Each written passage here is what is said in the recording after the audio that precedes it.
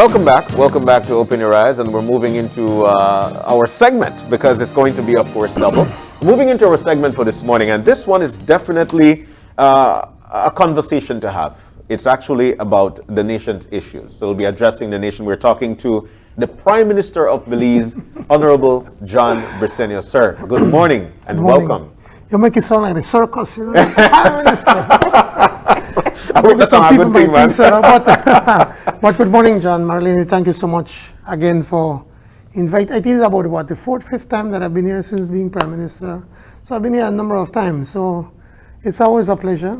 Yeah. I always feel that it's a privilege to be on the show, that they give me opportunity to speak not only to you, but to thousands of people, both on TV and via the internet at the same time. So thank you so much. Yeah, of course. It's always good to have you in. You know, I during the commercial break, I had mentioned to you that the last time I had a sit down with you was a few months before the election. So that's long ago. And I want to start off on a light note, Prime Minister. And I think I have a few more gray hairs. And I think you know, people's buy-in is always to find the lighter side of somebody.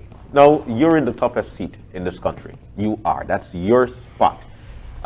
Maybe not necessarily vying for what you've found, but what's your thoughts and your mindset now from whence you got it to where you are at this particular point? Let's start there because we've got some issues to talk We're about. certainly in a much better position than where we were back then when we got into government. And when we got into government, there was a sense of a lack of direction, a sense of hopelessness from citizens generally, feeling as if nothing is happening, you know, and that we've just been floundering, you know, just wherever the wind would take us, or the currents. But I believe now that there's a sense of purpose in Belize once again, and it has taken a lot of concerted effort, work and discipline to get us where we are. For instance, when you look at the issue of the economy, was the economy still not where we want it to be? It is going in the right direction. The IMF predicted that we were going to have, if we were lucky, 2%, a growth rate of 2%.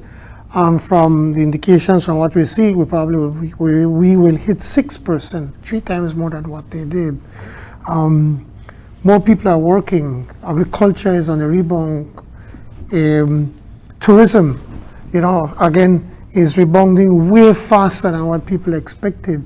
Last week, I think we had about 3 cruise ships coming into Belize, you know, and so I'm starting to feel with people, a lot of people, a sense of optimism, a sense of hope, a sense like something that happened, something good. The issue of the super bond, something that people never thought that could have been done, that we could have looked at these, I say, you know, these tough bondholders and look them in the face and say, well, this is the best we could do. Take that or what you're going to do.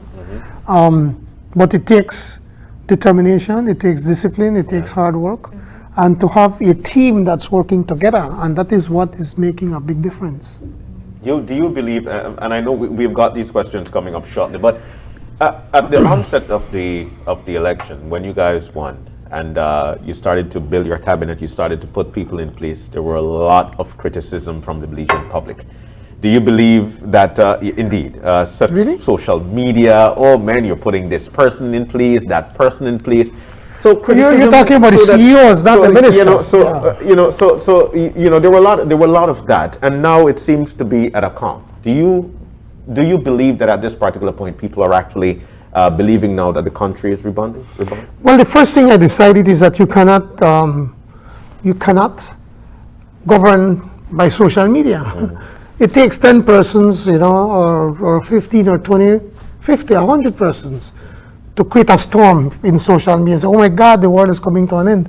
But it's not. You have to keep focused. You have to do what is right.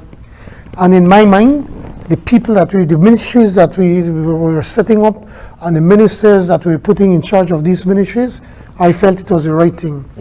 And then when it came to the issues of the CEOs that we were picking, I believe that are people with the right temperament, with the right experience, with the intelligence, with the discipline, and also with the loyalty to the government.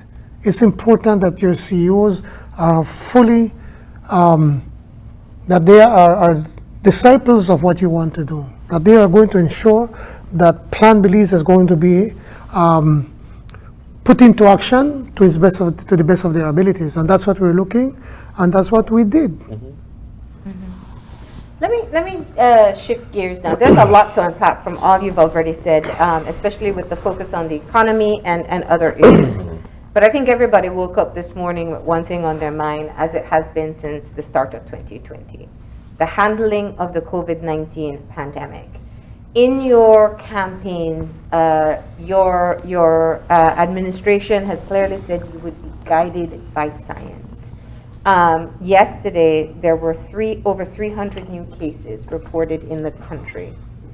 Do you believe that enough has been done to get this pandemic under control? Sorry? Do you believe that enough has been done to get the pandemic under control? We're doing everything that we can possibly do to keep this under control.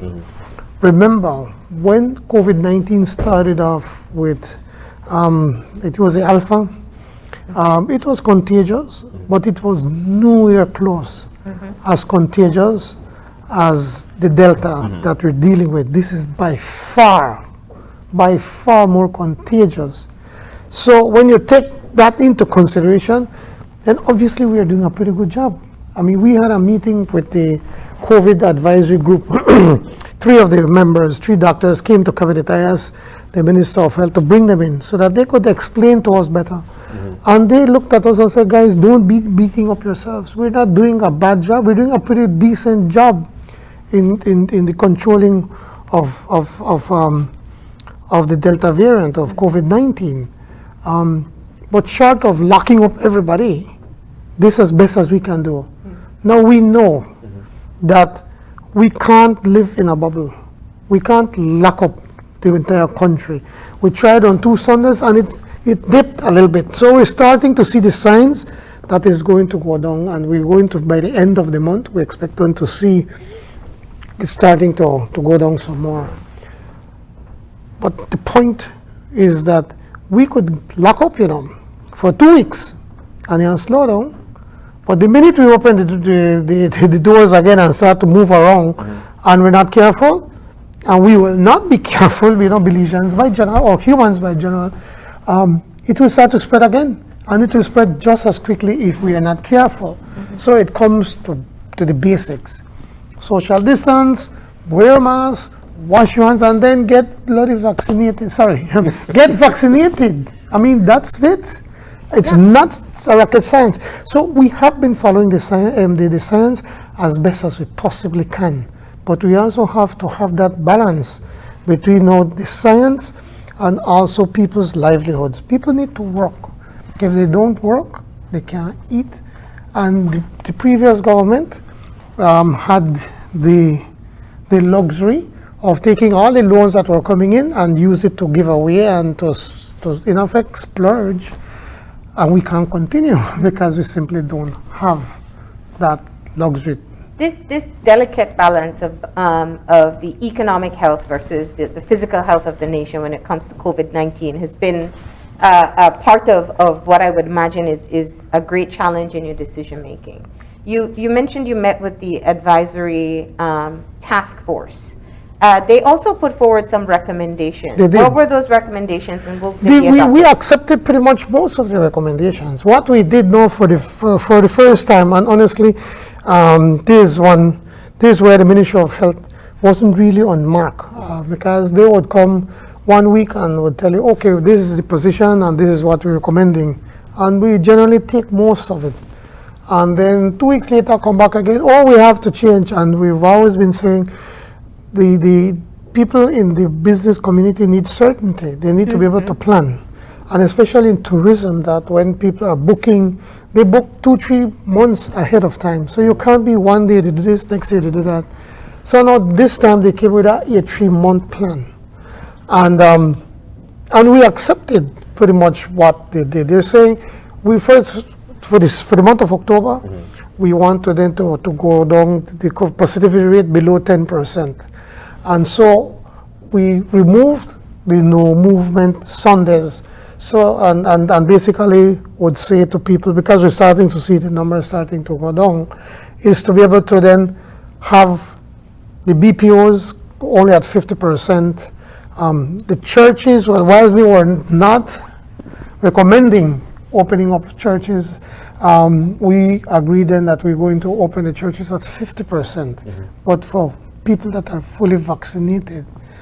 And in this case, what we're seeing, instead of going to a house of worship and want to give a ticket to everybody, who are the pastors responsible for that? And I've met with some pastors. I met with the two evangelical groups, and I explained that to them. I said, no, we'll be happy to do that because we want to open up. Or go on an open field, football field, and everybody will space out, and that kind of stuff. So we have accepted them, and then move the curfew to 9 o'clock. Once we get it under 10%, and we expect to get that by the end of this month, next month then increase the curfew hours then to 10 o'clock. To start now to have some contact sports, because right now we don't accept. We will have competitive contact sports starting the 20th of October because of an appeal from the Minister of Sports. Yes. People need to play. Yeah, well, our rugby team is trying to prepare Yes, for and for so we're Parliament and working stuff on like that. But they have to be fully vaccinated. Prime And Minister, if I could just interject there, because I know people at home are scratching their heads saying, how do you see numbers going down? Let's just use Monday and Tuesday. On Monday, the weekend report was over 400. Yesterday's report was 300. On average, that means over the weekend, it was 200 a day. It's an increase to 321. So when you say to the public the numbers are going down, No, I said, what data are you using? well, I'm using it is the data that they give us, and they're saying they're starting to see a slight trend. It's not like one day that 300 and 299, then two. No, it's going to be up, but you're starting to eventually start to see the trend that is going down. And from their projections, from what they're starting to see, they're saying we're starting to see one slight decrease, and they believe that if we continue to do what they've recommended, the curfews and insisting that people get vaccinated and the social distancing and everything, they are starting to see it's starting to go down slightly. But if we continue to hold tight as what we're doing right now, they believe that we could get below 10% by the end of this month. Yeah, for the positivity rate. Yeah, the positivity rate. Okay. And then in November, then to increase the cut down on the curfew hours, then to go to 10 o'clock, and then 11 o'clock on the weekends. Again, but continue with what we've been doing. And they believe then by the end of November, we should be at 10%, 5% or below. And then hopefully if we can get that, then for Christmas, we're looking at curfew at 11 and then weekends at 12 o'clock. And then by the end of the year, then we expect to then to open the borders for land borders for people that are fully vaccinated. But but we know that once you go across for more than 72 hours, then you'd have to take a rapid test when you're coming back. As per the As rules per for coming what back is being into the done, yes. country. This is interesting. So, but of course, as you're saying, I hear very clearly, this is Based on the going positivity rate that it's So going if we down. hit 10% by the end of this month, 5% at the end of Talk November. about 5%, yes. So that And is, those are the projections from the Ministry of Health. Those are the projections. They believe that from what they're seeing, that is what we'll be able to get. But it is important to tell people, to let our citizens understand, continue wear your mask or get vaccinated. let me come back to one of the things you said earlier. You said that you had wanted a more definitive plan. You finally got a 3-month plan that you're speaking of now. Now, I'm sure you are aware that the opposition has come out speaking out against the handling of COVID-19 and has shocked. in fact called, well, you've been in the opposition seat. It's what is expected. Yeah. But the question is, they're saying that they feel that the leadership of the Ministry of Health is the problem and that it needs to change. How do you respond to that? That they're hypocrites. Because look at their record of what happened under their watch. When it was found out that Pablo Marin had a few $1 million worth of medicines hidden at by the airport in some containers that have been expired under his watch, they never fired Pablo Marin. When it was found out that here we were telling them that we need to get people tested back then, Pablo Marin decided that they now test people. When only one person decided who was going to get tested, they did not fire Pablo Marin. What is it that we're doing? We said the one we have to follow the science, and that we have to test people and then get vaccinated. The UDP, when they were in government, did about around 30,000 tests total from April to early November. Do you realize that we've done almost 250,000 tests? We've been testing people. That if you feel that you're sick, you could go now to the hospital and they test you free of cost. And now, yesterday, we spoke, the minister came with a decentralized plan now to have more testing sites that you can go and get tested by government free of cost. And that we're looking now to probably even start that pharmacists then will be able to go and get tested. You don't need a doctor to test you. It's a simple process. So that is what they did. This is what we're doing. You realize that they only have made arrangements for 100,000 vaccines. That's all the arrangement. They never pay for it. We had to pay for it. Under our efforts, in a short time, we have enough vaccines right now to vaccinate every person from the age 12 to 100 years. And a lot of it is because of what we call the vaccines diplomacy. Basically, we go and beg them people and say, listen, we don't have the money, help us. Yeah, the Americans have helped us. We have the Pfizer, we have the AstraZeneca, we even had the Chinese one, we got about 10,000 of those. We have the Johnson & Johnson. So we even tell people, okay, pick which one you want, just go and get vaccinated. So how dare them talk about wanting to, we're supposed to fire? Look at what we're doing. Listen, you know that we have the second highest vaccination rate in the region? We have now vaccinated over 201, by now over 202,000 Belizeans have gotten their first dose, which is close to 50%. If you were to remove the people the kids under the age of 12 to 0, we would be at over 60% that have gotten one. And the second dose, I think it was about 138,000 that have already gotten. So we're moving in the right direction. I wish you could have go faster. Why did you shift away from the mandate, the stricter mandates when it came to vaccination? Well, the first announcement was all buildings. Because I don't think we'd have been ready. And I lock up everybody. I mean, we would not have been ready with those stricter mandates. And also then you do trial balloons and see how people will react and see what happens. But we will have, by the end of this year, one of the recommendations is that all the frontline workers will have to be vaccinated. And this people go and get tests and come back, and you don't have to be vaccinated to be able to go into the workplace, to go into the restaurants. As it is right now, restaurants are open inside, dining is 50%, but they must be vaccinated. And I'm sure you know the tourism sector is concerned about this issue. Well, I'm sorry about that, but they have to. When you go to the United States and you go to a restaurant, you have to be vaccinated. You have to show you have to show your card, or else you can't go in.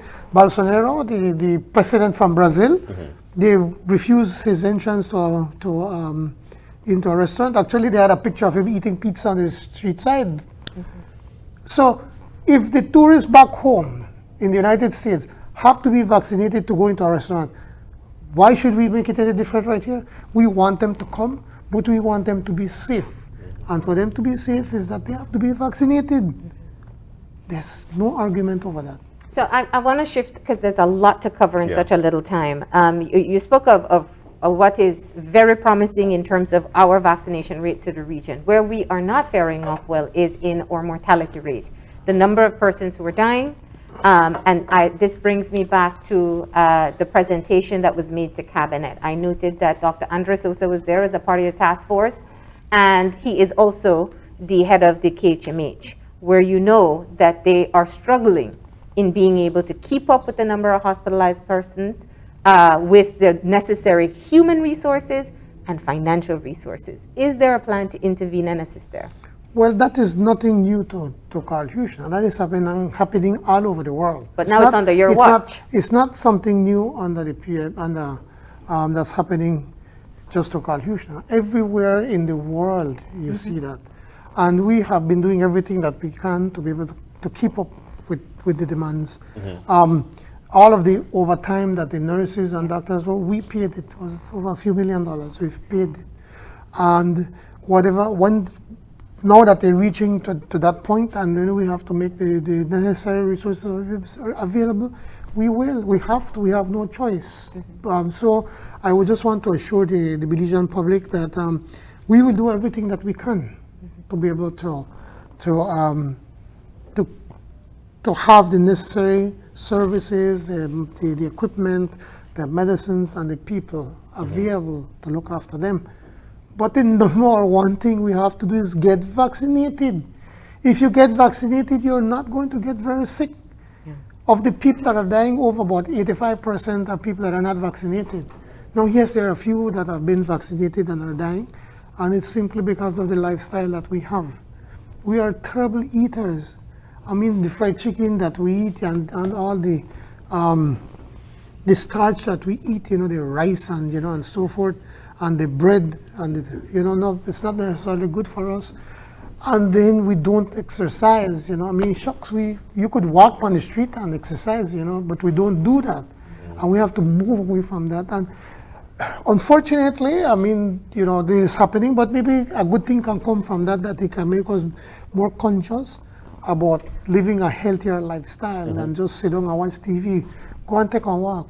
Go and walk with your children, with your wife, and so forth. What's been what's the plan moving forward to encourage more people to get vaccinated? Well, I hear your frustration. Short of obviously pulling him out from the house and say, "Hold your way and jab you." I mean, but seriously, though, what we're doing is, again, we're asking all the representatives. All of us have a pretty good political machinery for elections to try to translate that in our constituencies. I think Fort George is, over the weekend, I think, did the same thing, and I think they had about 600 persons getting vaccinated. Okay. We are planning one, and the rest of the representatives are planning, so that we can then partner with the Ministry of Health. Yeah. More and more businesses are starting to partner. They're calling in health to come to their business place and get people vaccinated. I know I was speaking to some of the banana the owners of some banana farms also. They're saying they have brought Ministry of Health to go to their place and get people vaccinated.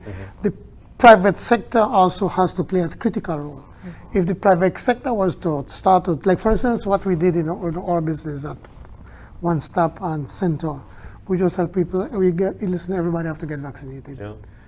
And there was one person that was holding out, and every time Jaime would be telling this person, "You don't get vaccinated, no, you don't get," and just they're behind until finally they got vaccinated. So the business community could play a very important role. If the business community will tell their employees, "Listen, I'm sorry, but if you don't get vaccinated, you can't come to work," more and more people get vaccinated. I'll give you a simple example, and I shouldn't be talking about, but I will say it. My father-in-law did not want to get vaccinated. As much as we begged him, and he felt, no, he's a very religious person. Finally, Rosanna told him, I said, "Listen, we have a granddaughter that's 7 months old." He says, "So if you don't want to get vaccinated, okay, I want to respect you, but you can't come to my house, because I don't want you to get my granddaughter sick, or we get you sick and you're not vaccinated, and then we feel guilty." Yeah. And last week, thank God, I mean, he decided that he ain't going to get vaccinated, so he's going to take a first job. But those are the tough decisions we have to make, not only as business, but as family. Are all your representatives vaccinated? The last time I checked, yes. I know the, well, Honorable Marconi, Leal, has not gotten vaccinated now because, well, he got He sick with recovered. COVID. And honestly, I couldn't believe it. I get vaccinated. Would tell people get vaccinated, but now he has to wait. I think I don't know that 90 days or 6 months to be Somewhere able to around get there, vaccinated. yeah. But I think pretty much everybody is vaccinated. And with respect to vaccinations, all around the world, they're actually talking now about booster shots. Is that conversation happening with the ministry of Health? Well, yes, but remember now the booster shots they're talking about right now. I think the in the United States, the FDA pretty much did not really agree to the booster shots at the moment. And so they're just giving it to people that are really sick or people that are old that they may have, they may need a booster shot. So we have not started the discussion on booster shots as yet. But certainly it's something in the back of our minds that we have to start to prepare, that should we need booster shots, then we have to see how we're going to be able to get these booster shots.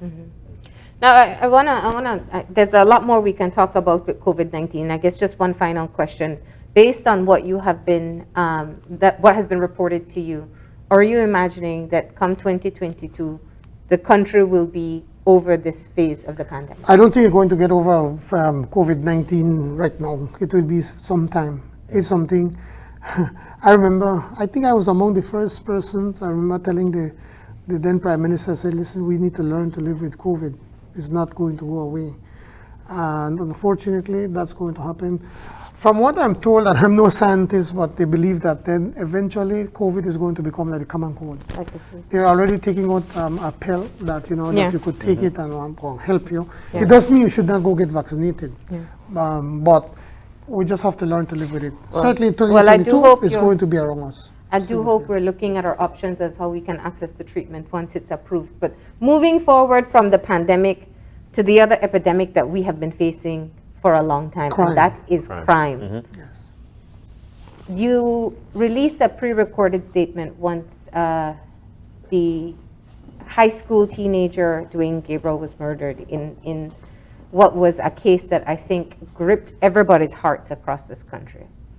I want to make note of the fact that, of course, this is one story among many, and we are not able to get a handle on this situation, and the root causes are escalating.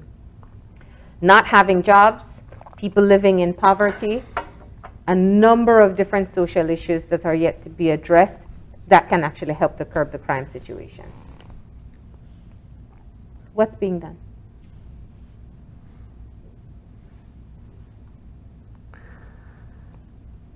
I think that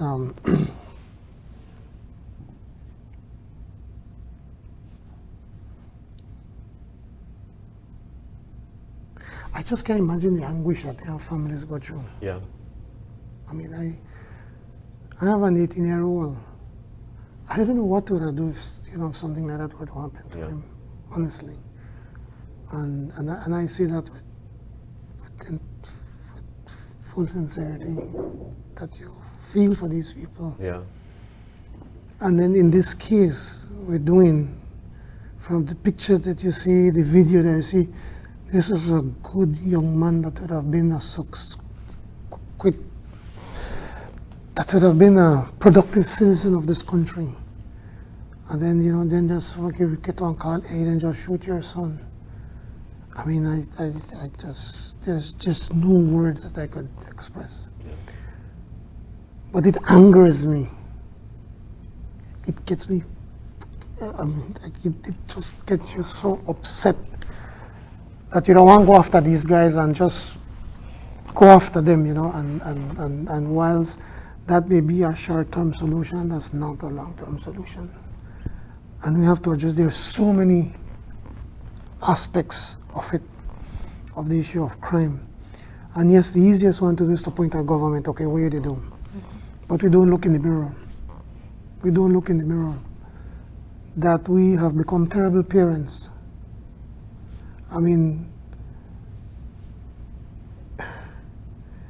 my mother come from a very poor family.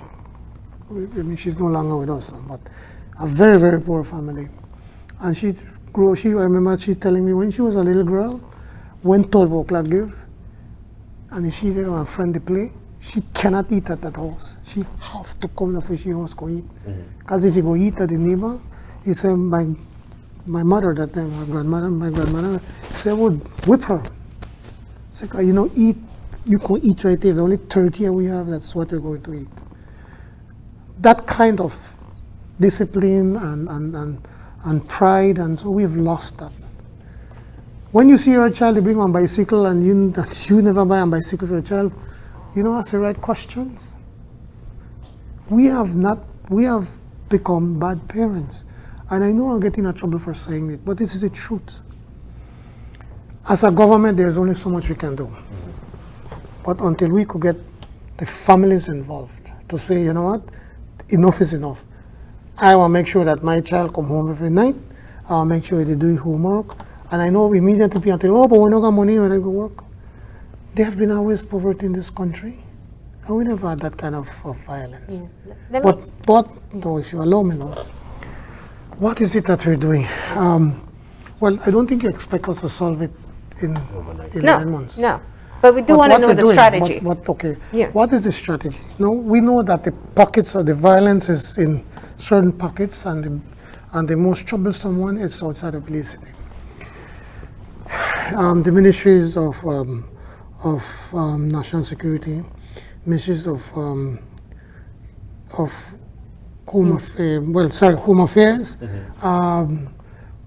human development, sports, and I think those are the three main, and education. Yes, sorry, and education.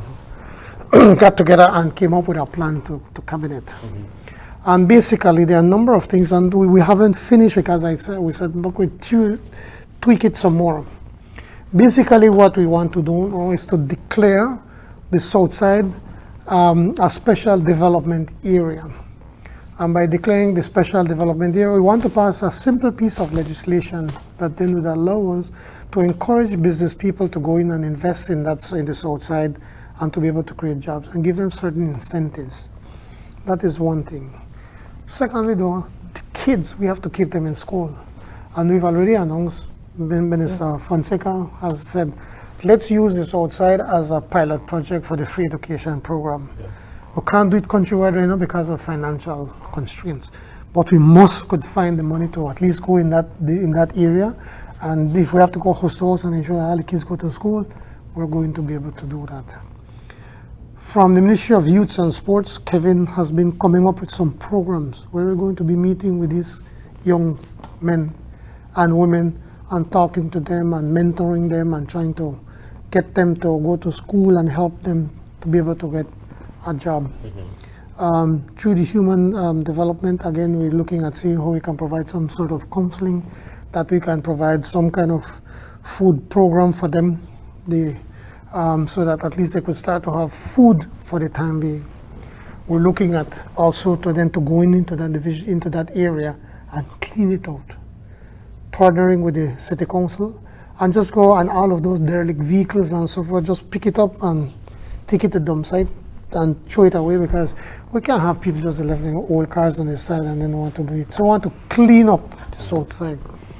And also we're looking at all of those abandoned lots in the south side, especially in the Mesopotamia area, the Queen Square area, where we have so many people that have left and went to the US and left there, abandoned there.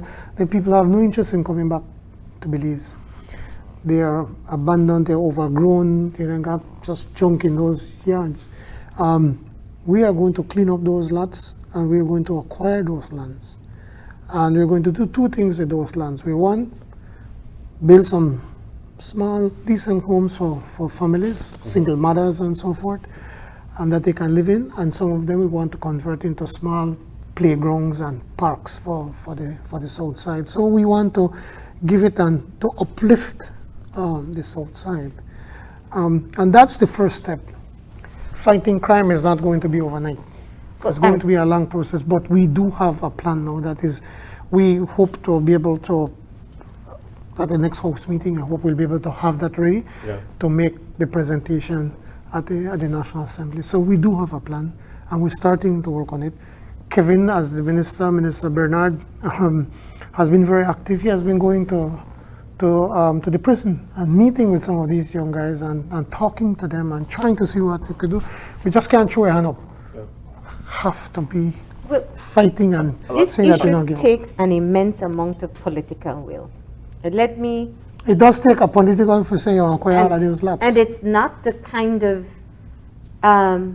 achievement that can be added to a campaign flyer come election time.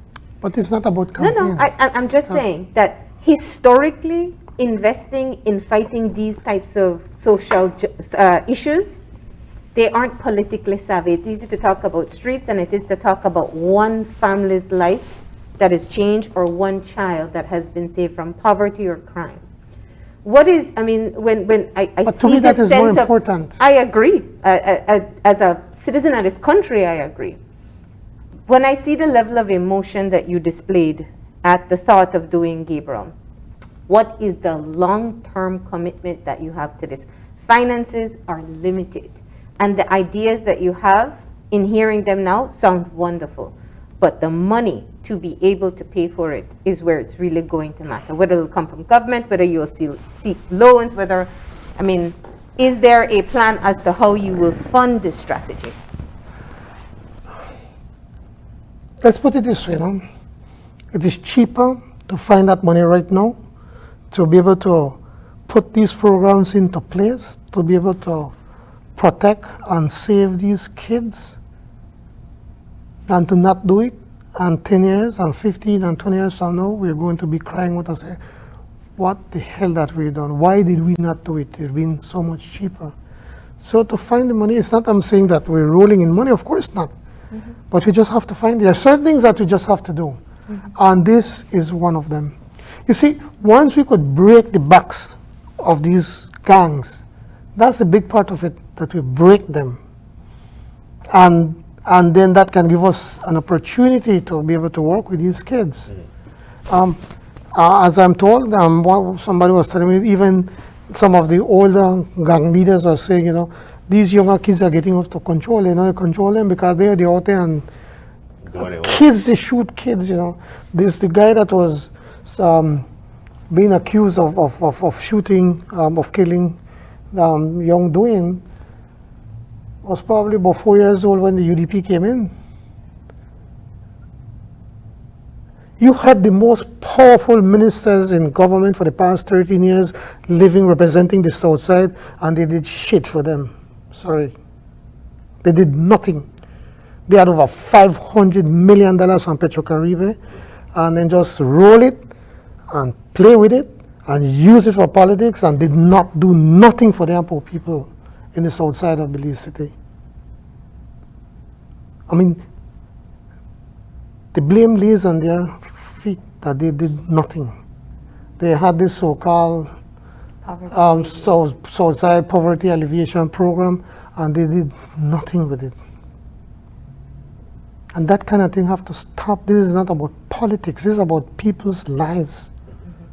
This is about people's lives. Listen, I could easily come to you and tell you, this Orange Rock Central was punished for 13 years because we voted PUP. And I could say, well, now I'm the Prime Minister, and now I have to use resources and put it in Orange Rock Central. As the South Side, they get a lot of money was spent in Belize City. But we can't do that. It's about people's lives. Yeah. And we have to do something, and we will do something about it. And I can't promise you that we can save it, we can change things around in 1 year, nor 2 years, nor 3 years, nor 4 years. This is something they're making for 20, 25, 30 years it started. It will take some time. But what I could assure you, and what I could promise you, that we are going to do our part. But we need to get also know the families involved. I remember, I'll give a quick joke. I remember my youngest son at the time just joking to him, say, that's what I do if I were to shoot somebody. Kill somebody. Kids, when he was a little boy. I said, so you do? I said, well, I said, you're going to jail. I said, I will still love you, but you're going to jail because I can't do nothing for you, and that is where you belong. And that is the attitude you have to take as parents, man. If your child, your kid do something wrong, it don't mean you stop loving them, but your child have to understand that he or she did something wrong and must be held accountable for their behavior. All right. Well, Prime Minister, we have you for an extended period. So what we're going to do is that we're going to take a commercial break, and when we come back, we continue to have this chit-chat with the Prime Minister of Belize, the Honorable John Briceno. Stay with us. We'll be back.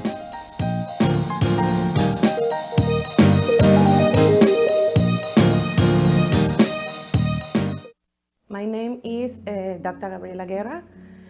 I am the wife of Dr. Kevin Rafael Guerra and sister-in-law of Dr. Kenneth Raul Guerra.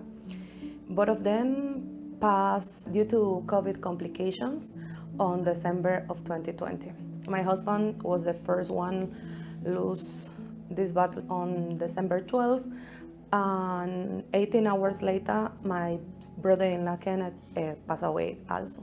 My husband and my brother-in-law, they was a troublemakers, double trouble. They had a lot of friends there and make a jokes and everything every time. They never take us seriously, nothing. They was very generous people, very compromised with their career. We share a lot of good times and memories that actually fill my heart, no? And I live from my memories and the time we share together. The worst thing about lose a loved one, no, due to the COVID, is your loved one be alone, admitted at a hospital, without you, without your cares. You can say bye, you can give the last kiss, you can give the last hug. And that's very painful. I think that's the worst thing. I miss the guy shared with me 12 years of my life, the best ones. I miss my son's father, the guy who played with my son every time and tried to teach football techniques to my son. For the ones maybe out there say the COVID not real, okay? Or pain. And the pain for everyone who lose a loved one. It's real, okay? The struggle is real. If my husband or my brother-in-law, they maybe at that time could have the opportunity to get the vaccine, they will not have a problems to say, I will get it, okay? I will get my vaccine. So if you have this opportunity, take it. I hope my testimony helped to change something in your mind.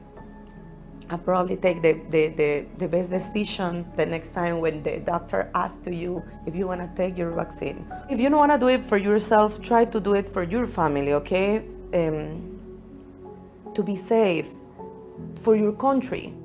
Cumpleaños feliz, te deseamos a ti.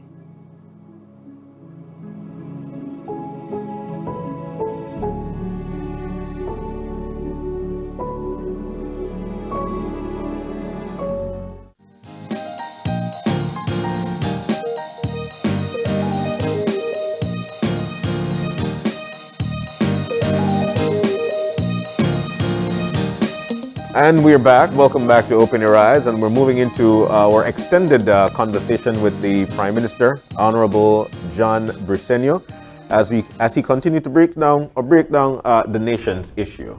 Now, Prime Minister, we've been having a lot of conversation primarily about COVID. Secondary, we spoke about crime. And we believe now that one of the things that needs to be addressed, of course, is the state of the nation's economy.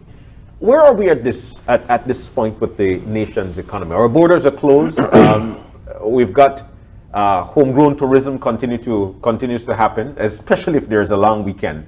Where are we at this point with respect to our economy? Well, the economy is not where we want it to be, but it is much better than what most people expect it to be.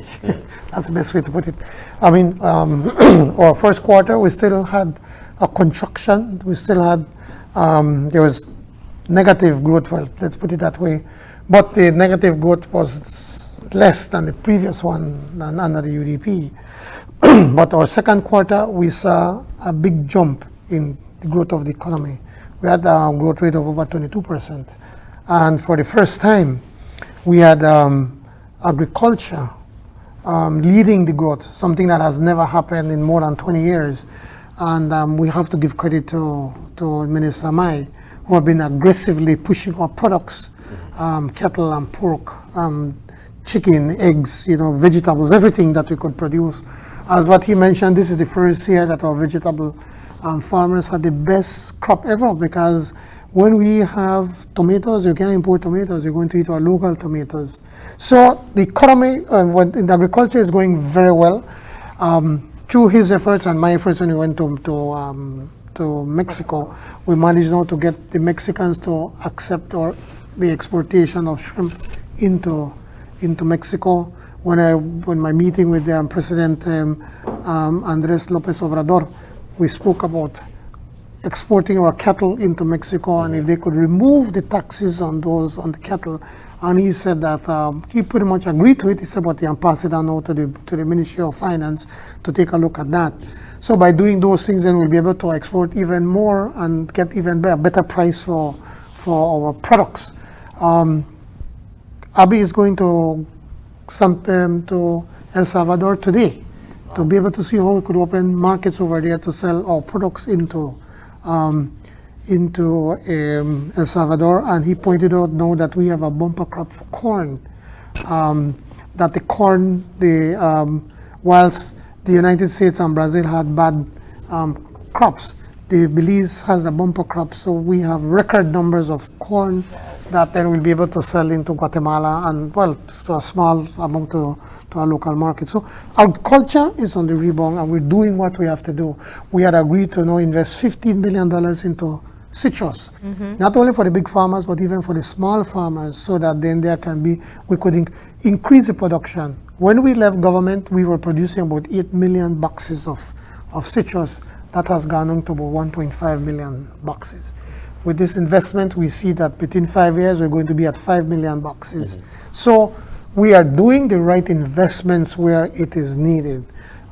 Tourism, again, Minister Mala, he knows the tourism industry inside out. So as soon as he got in, he put his team together.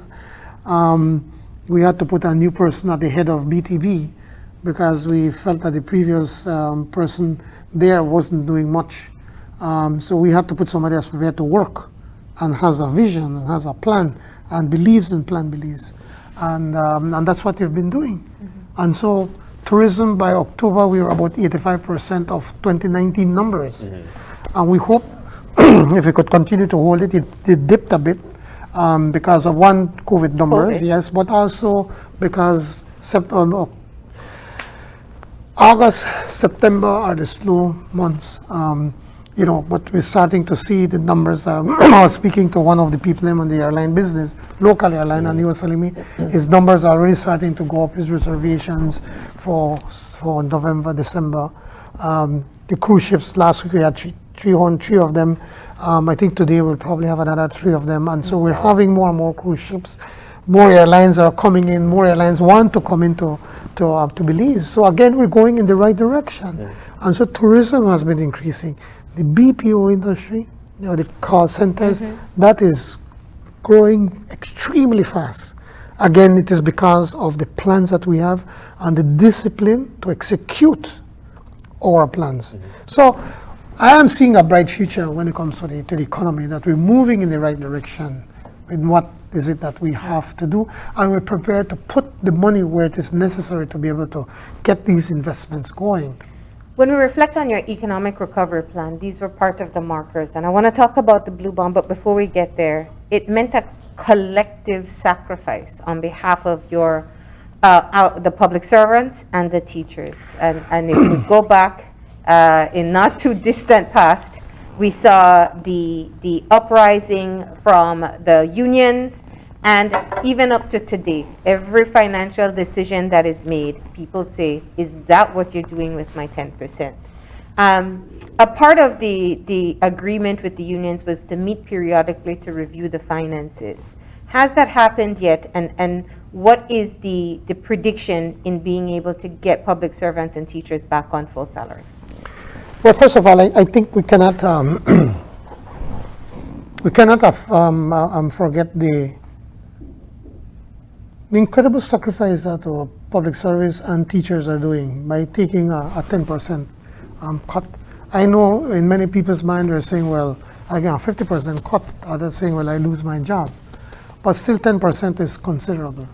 And we certainly appreciate what they have done. It wasn't easy. I'm not saying that they were happy, oh, let me sign and move. No, it took a lot of work, a lot of back and forth and discussions and consultations, and to be able to convince them that what we were doing was the right thing to do. We cut expenses by about 20%. So again, to show that sacrifice that they have done, along with the sacrifice that we as ministers have done, allowed us to be able to do a number of things. For instance, the IMF then said, okay, it seems that it's serious what you're doing, your homegrown plan. So they gave their stamp of approval. By giving that stamp of approval, a number of things happened. We'll talk some more about it. Yes. It allowed us to be able to renegotiate the super bond. Yes. We're receiving about $500 million. So we've done that. One of the things that we promised and that we've agreed to do with the unions is to meet with them and with the social partners, not only unions, our social partners.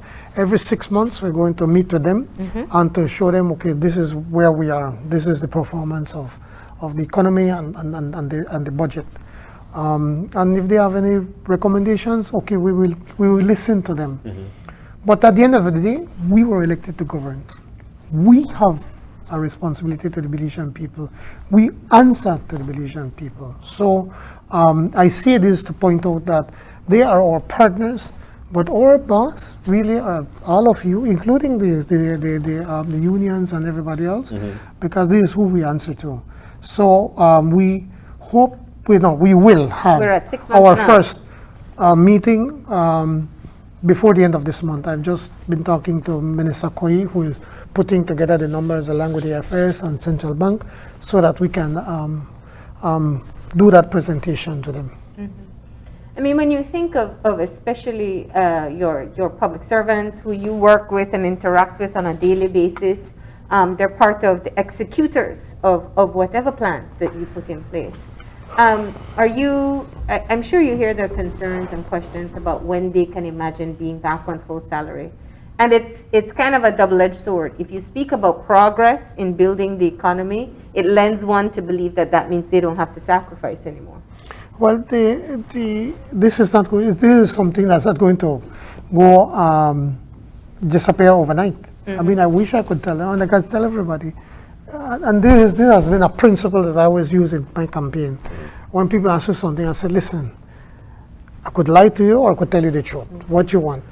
And I always felt it's better I tell you the truth, and you get upset with me for a short while, but not when I lie to you and then they dislike you. And I've been telling that to a number of my previous colleagues. So the truth is that I wish I could tell them, okay, we could give back your salary and all of that tomorrow. The reality is that we can't, because we're still not out of this deep economic hole that we were that we received. The UDP left for us. So there's a number of things that we have to do. The economy is still not fully there. We have to get it going more. We are hoping, or we're aiming to have growth of 5% per year, per annum. And that's something that you don't see. But you only can do that if you continue to remain focused in how is it that you're going to get that. Fixing some of our ministries, making sure that that their investment can move smoothly. We're working on, for instance, making investment in Belize easier so that you have less processes, less stops or steps that you have to take. But at the same time, still not forgetting that you have to cross the T's and dot the I's, which is very important. So we've been doing a number of things all at the same time to ensure that we can continue to keep this kind of growth that we need.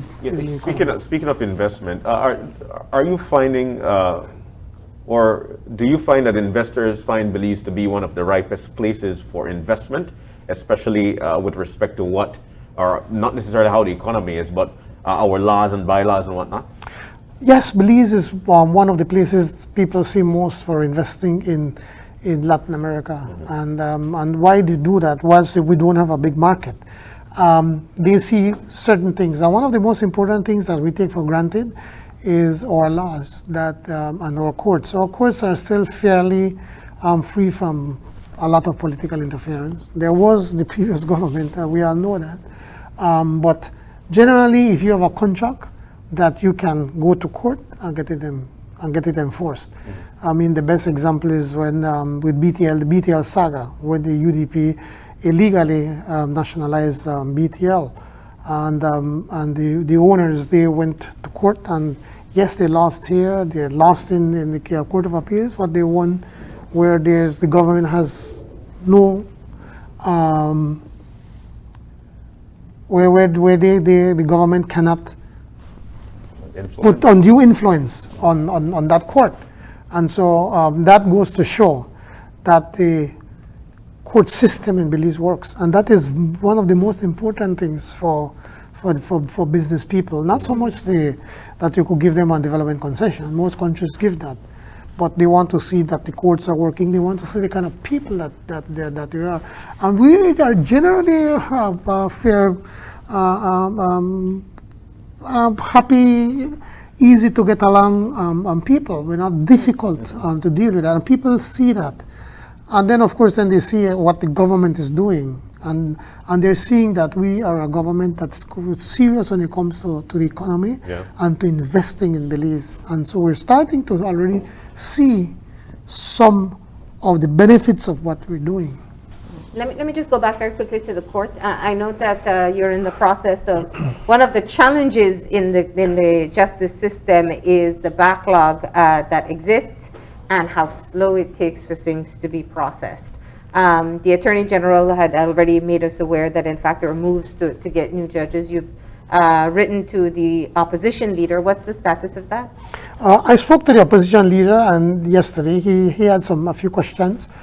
Which I answered, and the point is that what we did is that she reached out to the Commandant Secretariat to see if they can help us, and through her efforts, the Commandant Secretariat is helping us with 4 judges for 1 year. And what they're going to come to do is to be able to try to clean up the backlog. And yes, whilst they are going to be paying their salaries, obviously we have to pay their homes, their houses where they stay, their vehicles, etc., that once they're here. I know the opposition had a concern about why we're not getting Belizean lawyers, and why is it only 1 year? Why we're not getting the Belizean lawyers at this time? Because we're getting these that are coming in to help us with the backlog. And secondly, that it's only for 1 year, because well, they are going only to be for 1 year, and then after that they leave. So I answered his questions yesterday over the phone, and he promised that he was going to write a no objection. It's an interim solution to be able to help to clear up. Just to clear up, and then, but we're also then at the same time starting to work on getting more judges permanently on the bench. Let's turn to what I know the government has been speaking about quite often, most often, the success of the blue bond, the buyback of the super bond, and transition to the blue bond. Prime Minister, let me just get your reaction, because while I know there was a lot of public conversations about putting the offer out, there was never certainty. You were saying here. Skepticism. Yeah, there was never certainty. You still have certain people that are saying, well, it still not happen. Well, there is never certainty until it's over. And there is still the final agreement. But do you know that Moody's gave us a rating, the blue bonds, a rating of AA2? That's the 3rd highest ratings that you can give. That's the certainty that they have on the bond, which is very good for Belize. I want to bring back just the history though, because when you first entered when you took over the administration, you said you wanted a haircut, and very immediately we heard from bondholders that they were not interested in giving any form of haircut. In fact, they were pushing for the country to subscribe to an IMF program. And then the government found another avenue, this blue bond structure. Tell us a bit about it. And especially let's talk about the fact that the UDP is saying they were the ones who started with this idea. Oh my God. The UDP don't have the fortitude, nor the intelligence, nor the discipline to get something like this done. Because I remember from about 2015, the last two renegotiations with the bond or refinancing of the bond, telling the Prime Minister then, I said, you need to get a haircut. You just go and kick the can down the road and say, oh, I save money. Save money been costing us more money. I said, but you need to go to the bondholder and say, listen to me, I'm sorry, but I just can't pay. I don't have the money. So what, you unlock me up? You know, and then show them a plan. You just can't go to people and say, well, I can't pay you, and then you splurge money and they spend money like you're crazy, like with Petrocaribe back then. Obviously, they're not going to take you seriously. This is a plan, the way it was, the only way it was accomplished, there were a number of parts that had to be in place. The first of all is that we had to get a stamp of approval from the IMF on what we're doing. The UDP had no discipline in trying to come to a plan to the IMF and say, this is what we're doing. They never did that. So every year they had the same thing over and over from the IMF. And so when we started off, of course, the IMF would look at us skeptically and say, well, we've been hearing this stuff. But when they saw of the steps that we were taking to be able to try to put us to some set of fiscal sanity, okay, they said, okay, yeah, it seems that these guys are serious, and they put a stamp of approval. And that included the cut in public wages and some the cut of our policy expenses, changes. or the monies that we're doing. They're seeing how we're working with the economy, you know, a number of things that they saw that we put in place. That then made it easier to be able to negotiate with the bondholders. Because the bondholders, the first thing I tell you, you want to make I take one cut and you know they do nothing to help yourself. In this case, they saw what we're doing. They saw that we cut salaries. They thought we were never going to do that. They saw that we as ministers cut the salary. I don't have a government vehicle. I still use my private vehicle. And they saw that we cut government's expenses, and we're trying to hold on to the expense to the expenses of government as best as we can. And then they saw that we are also now working on how we can get the economy to bounce back as quickly as we possibly can. They saw all of these things had to be aligned. It's not about just going, oh, I want a haircut. And yes, then we had the right partner with the Nature Conservancy, which started the discussion with the UDP, but it was going nowhere. So they stopped. They figure these people and the UDP is not interested. You never hear they have any kind of discussion about this thing. And so they stopped. So they came to us and said, are you interested? And we said, of course we were interested. And then to provide the financing. And then what makes this even more exciting is that we're not only saving close to $500 million for the people of Belize, but we're also, of the new bonds, we're going to set aside almost $200 million into a conservation fund for the marine projects. It's a win-win. These bondholders, how could it? It was difficult for them, for them to just say, well, no, we're not worried with that, because here we are, you're seeing a country that has too much debt, or the UDP left us a debt of GDP to about 135%. Let's not forget that, 135%. Our aim is that by the time we get out of government, and by the time we finish our term, this term, that we are going to be at about 85%. That is our goal. And we believe that we can do it, and we have a plan to do that. So when we went to them and said, well, we want to buy out, and this is what we could give. Personally, I was saying aiming for 50 cents on the dollar. And we fought hard to try to get a 50 cents on the dollar. We came close to it, you know, when you look at the structure, because if you were to remove, if we were paying the interest payments, we would have been at about 51 cents on the dollar.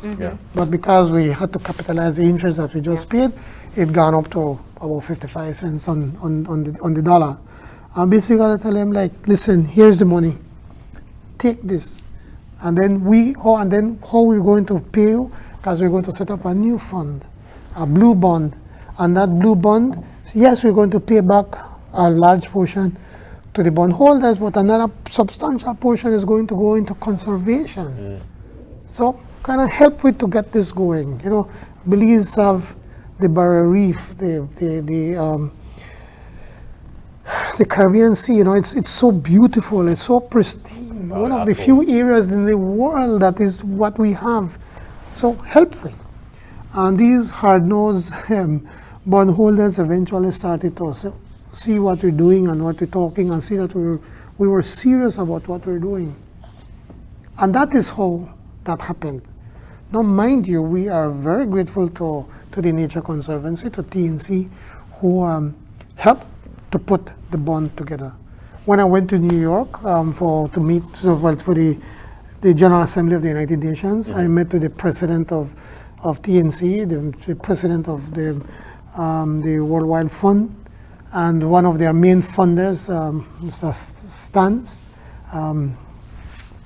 to have a meeting with them. I mean, and they were very excited that we pulled this through, and then saw what we are doing. And I think what got them more excited was, I think you'll be the first, you probably are the first prime minister that was a minister of environment. Because when they were talking about these issues, I knew what you're talking. I could relate to them because I was doing it for 9 years. Yeah. And so it made it easy. And so now they are excited about that. And so that's why we're preparing now to go now to conference of the party, COP26 in Glasgow at the end of the month. You'll be attending. I'll be at attending. the World Leaders. Yes, I will be attending, because again, we have to ensure that then we can get the finances for mitigation and adaptation to climate change. Yeah. Something that we did not create. We did not create this crisis. It's the developed countries. So now they need to put the money to be able to help us. They promise that they're going to help with $100 billion a year. Sounds like a lot, but it's not a lot. They really come up with about $26 billion, man. They're short of almost $75 billion. So now we have to put pressure on them. So it's important for me to go there. The point is that the success of the Blue Bond was simply, or the renegotiation and the payout of the super bond was simply because we were doing the right things. Not because they may feel sorry for us, but because we did the right thing, something that the previous government could have never, ever do. At what point are we going to have to start to make that payment to the bondholders? Well, once we start off, to the super bondholders, Yeah. okay, I think with the payout is going to be in November, by the middle of November. So the bonds are already being prepared, and people are probably will be buying, or the different institutions will probably be buying the bonds, and which people will be buying the bonds because they say, well, some of the money is going to conservation. So we're supposed to be paying them off, I think, somewhere in November. And then the idea is then for 9 years we're going to be paying interest, and then for the last 10 years, interest and principal. Now, this is a significant achievement in terms of looking at the debt restructuring, but in the magnitude of debt that we face, it's basically a trim. There still is. Well, I can't say true when you're taking off 12% of your Of debt. course. It's a significant country- amount. But what is important, Marlene, is that then we have to grow the economy. Yeah. We can't keep the economy at the size it is. Yeah. So then as we grow the economy, then your debt to GDP starts to get smaller. And we have every confidence that we'll be able to do that. Yes, let me use the example that your Minister of State and Finance said. He said if we owed 10,000 per person before, now we owe 9,000. Yes. So that's the point. We're going in the right direction. yes, we're going We in the are right direction. moving in the right direction, but I'm saying, so now that one accomplishment has been, you've been able to take that off your checklist, let's talk about how the plan to handle the rest of the debt that we have, in addition to growing the economy. We've seen moves from Taiwan for now to be able to help For us get 3 through the years, pandemic. Yes. yes, so they'll be able to do that. We have to look at at all the debt that we have and see what can be done, and where we can get debt forgiveness. We're going to go for it, and Yeah. we're looking at the different options. I'm not in a position to be able to say this at this time, because we're just starting the negotiations with the different banks and organizations. So we need to look at that. Yeah. But just that debt forgiveness is not going to be enough. It has to do with growing your economy. Yeah. You have to put the necessary resources in agriculture, in tourism, in the services sector to be able to grow your economy. So the bigger your economy grows, then the smaller that you owe for your debt Yes. to GDP, and then the taxes increase, your collections increase, then you have more money to be able to pay these debts. It's going to make it easier. That is why we're talking about the first time ever Belize is going to have an investment summit on the 11th and the 12th in San Pedro. And from the looks of it, from the interest that we're seeing from different people, we're looking at about $500 million of potential investment in Belize. Wow. I mean, there is interest. We, for instance, we were doing very little with Central America. The previous government didn't go to SICA meetings. The Prime Minister used to go to the meetings. And now that we're going, there's an excitement of seeing Belize getting involved. And we're meeting with business people. When I was in Mexico with Compramex, that's one of the largest associations for business associations in Mexico.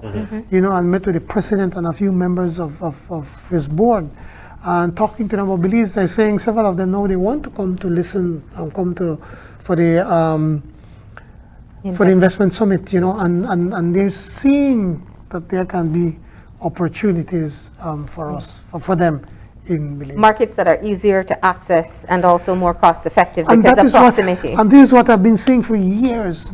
Listen, we try to go to Europe for selling products. We could walk pretty much to Chetumal and sell all the products that we have. We only need the Quintana market, you know. That's all we need.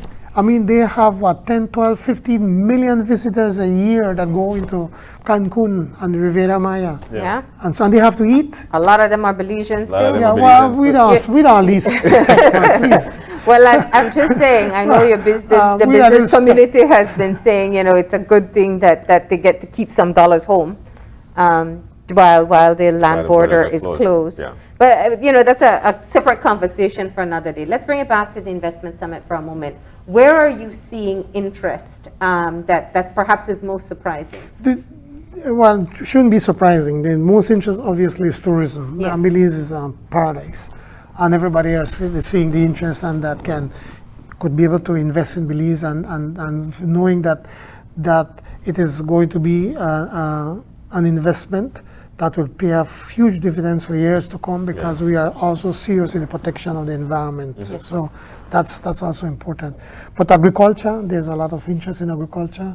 Like I tell everybody, you know, the future of this of the country is technology, yes, but it's also agriculture. People have to eat, and we have markets in Mexico.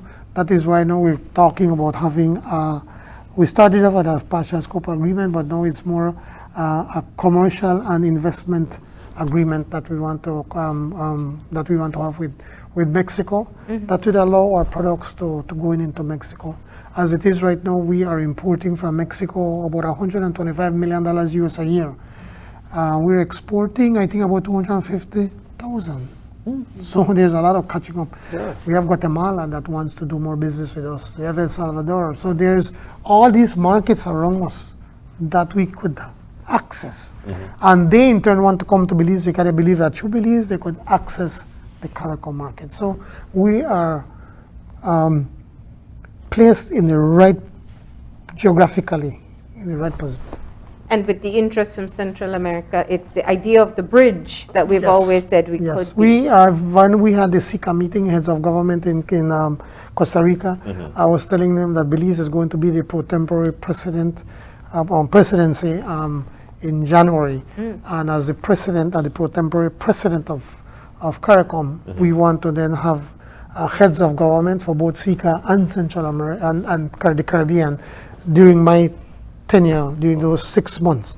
And both sides have expressed interest, so now we have to start to plan to make that happen. And just very quickly, because we did commit to our viewers that they'd be able to ask you a few questions, if you'd permit us, but just speaking of investment, the ministers, there were a number of ministers who traveled around the U.S. to meet the diaspora community.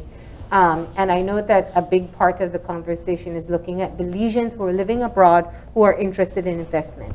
are there going to be incentives for Belizeans who want to invest in their home? Well, there are investments for everybody. Whether you're a Belizean or not, you get the same investments. But what we're doing with our diaspora is know that we want to, our ambassador for the diaspora, Ms. Murphy, we are not just setting up a desk, but no, we're even setting up an online group so that they could register for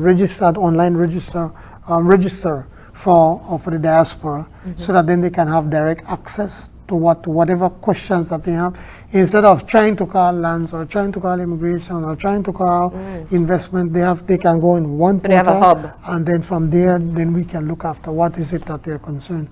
There is a lot of with our diaspora. There's a lot of talent out there. There's a lot of finance that they have, or access to finance, and we need to take advantage of it. And many of them would like to, but they don't know how to go about doing that. So we need to make that easier for them.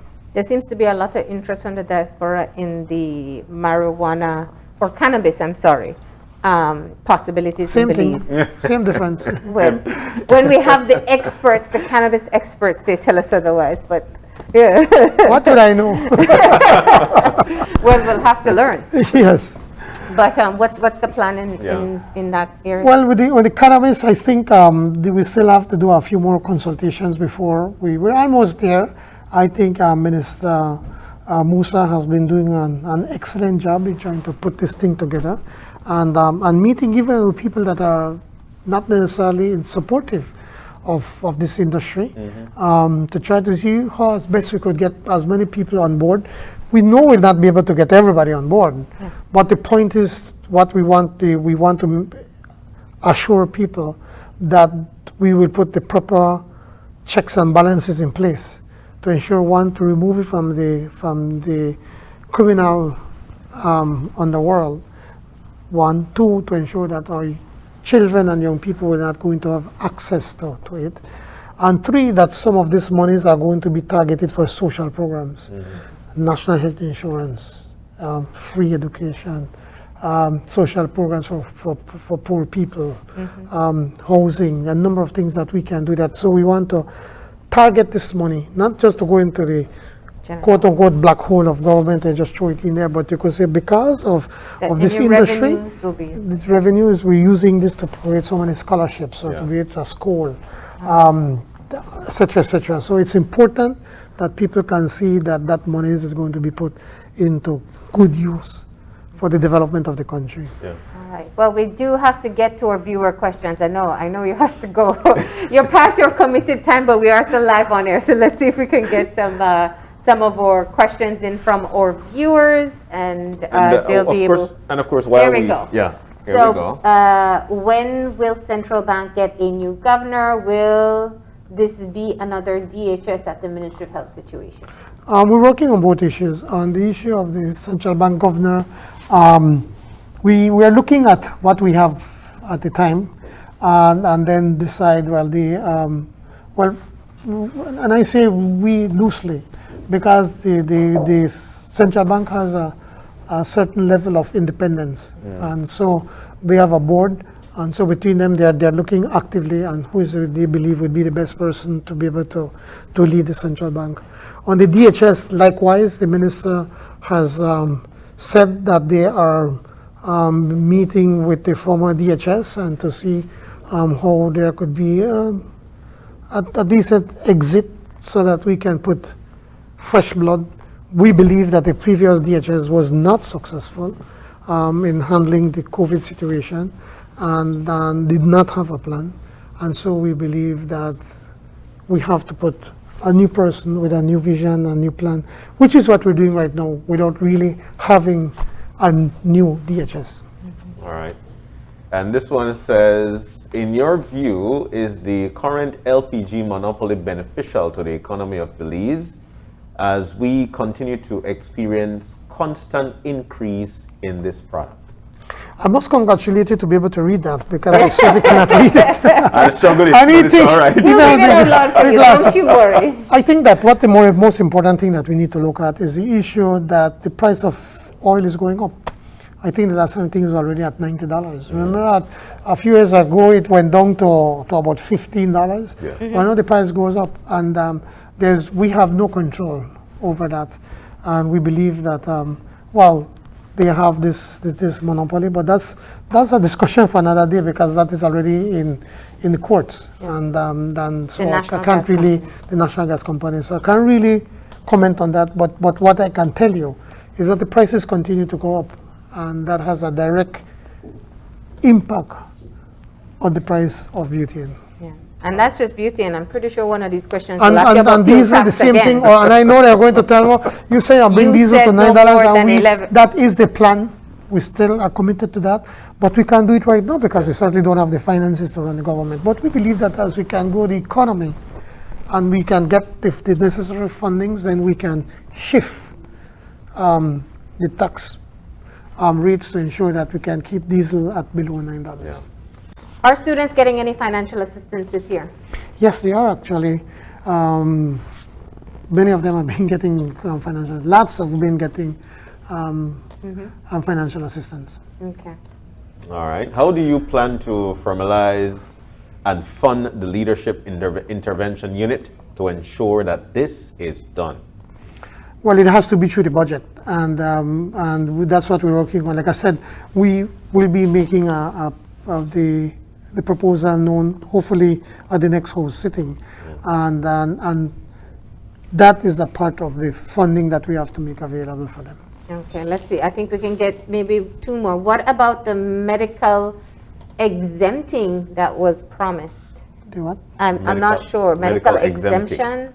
I don't know. I don't understand the can't question, understand so the I can't question go either. further with that. All right. If the country is rebounding, when will teachers get back their salaries that was cutted? Will the 3 years be reduced?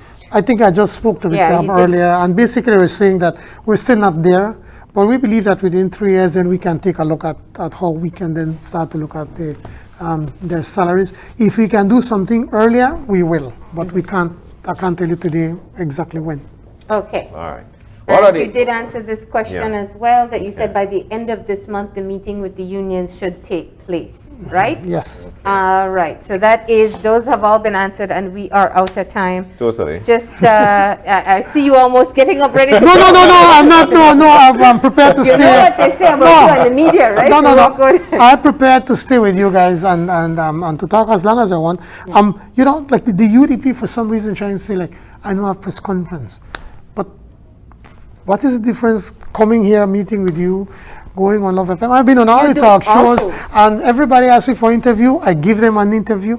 But the point I want to make is that I don't want to run a one-man show. And that is what the previous government did. There was a one-man show. We have the talent, within our government and our ministers. They can all speak for themselves. And they have been speaking out, and they've been meeting with the media. And to me, that is what is most important. I just want to ask, just on a personal note, what's the main issue for you? Sorry? What's the main issue for you that gives you those sleepless nights right now? That gives me. Sleepless Sleepless nights.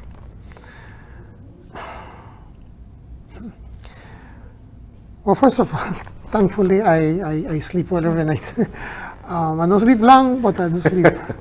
But what worries me most is the issue of our young people and the effects that crime has on them. And that if we can't address that head on, then our country will be doomed. We'll have no future. So when we talk about growing the economy, it's not just for business people to make money, but so that our young people are going to have an opportunity to be able to get a job or to start their own business. Because that's another thing that we have to try to put in people's mind, that you don't just have to find one job. You could create your own business. You could find an opportunity as to. There's so many things that can be done once you put yourself to it. I'll give you a simple example again. And I know I use a lot of times my family, but that's the best stories you could give. Yeah. My second son Johnny, he's into skincare products, and now he's selling it online, and people are buying. Yeah. So just as simple as an example, young people can use technology to be able to open a small business and to get to start with something. And from your And it greatest, doesn't take a lot of, and it don't take a huge investment. and from your greatest worry to your brightest Your spot. brightest, besides the blue bond. I think the economy that is starting to rebound, and that we believe that we will be successful in the economy, that we're going to grow the economy, and by doing that, then we'll be able to address a lot of the ills of this country. I'm very optimistic. I'm very hopeful. At the end of the day, we Belizeans, we're resilient. We're hopeful. We are hopeful people. We're optimistic. We're friendly. We're open to people. Sometimes too open, and people take advantage of us. That's for sure. And that is why we're so special. That is why tourists come to Belize and they love it. I mean, you go to Europe and you go and you see these, you see the museums and they have pretty buildings and so forth, but you don't hear and say, oh, and the people are so friendly. But almost every tourist will come to Belize and tell you, oh, Belizeans are so friendly, and you could talk to them and they're telling you jokes and, and they're helpful. And that is what makes us different, unique, and outstanding. And just lastly, into that camera there, to the Belizeans who are watching right now, I hear your passion of rebounding the economy. Quality of life takes a longer time to feel that effect, and people Of course, are struggling. it will take, and I know people are struggling, and I see it every single day. I mean, I walk the streets, I just don't stay in my office, and I see them, and I see the suffering, I see the hardships, and I believe them that they're going through a hard time. But also, I want to let them know that we're doing everything that we can to make their lives better, and it's not going to be overnight. I wish we could give you a pill and boom, but it will take some time. But we are moving in the right direction, and that's the most important thing. We have a plan, we're executing the plan, we're starting to see the benefits, and we're reaping the benefits of that plan. All right. Prime Minister of Belize, Honorable John Briceno, it was nice to have you in with us this morning. Thank you for coming in to address the national issues. Have a beautiful day, my brother. Thank you. Yeah, I love this country, man. I mean, it's the only country, the only one we have. I mean, certainly we only one have. But again, John and Marlene, thank you very much for giving us or giving me this opportunity to be able to talk with you and to be able to answer the questions, and also you guys also helped me to get a pulse of what people are talking, what they feel, and things that we have to do. We're not perfect. We're far from perfect. We've made mistakes. We'll continue to make mistakes. But one thing I could assure you, that our minds are on the right things, our heart is on the right track, and that we are going to turn things around, God willing, and with the support of people. You know, as what Mr. Price used to say, with the grace of God and the support of the people, we will move this country forward. Thank you so much. All right. All right. And with that, we'll take our final break. We'll be back in a few. Stay tuned.